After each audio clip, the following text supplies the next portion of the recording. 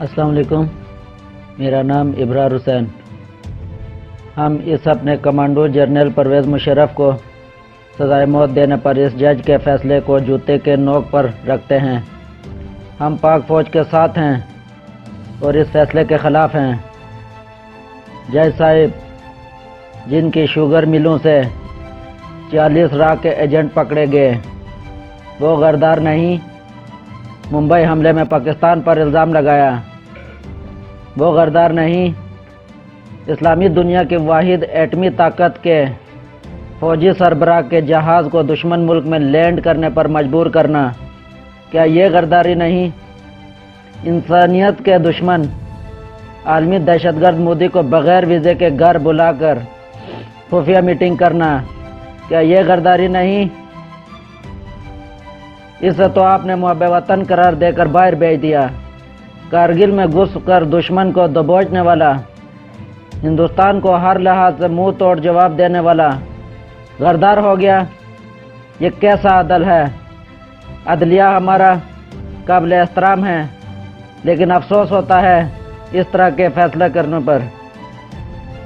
ہندوستان کے خلاف بولنے والے کو سزائے موت اور ہندوستان کو آموں کی پیٹیاں بیچنے والے کو آزادی۔ واہ تیرا انصاف جج صاحب! جنرل مشرف نے آئین توڑا۔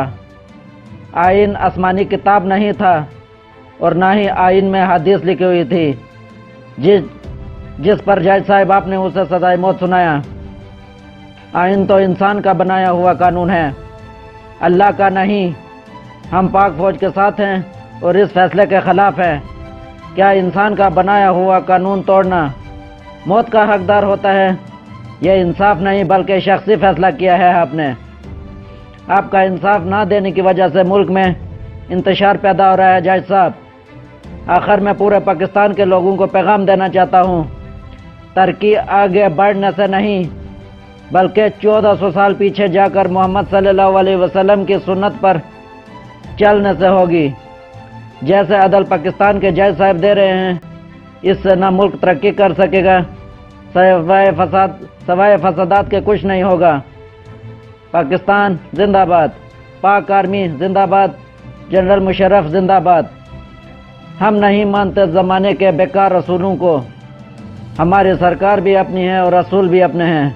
افواج پاکستان زندہ باد۔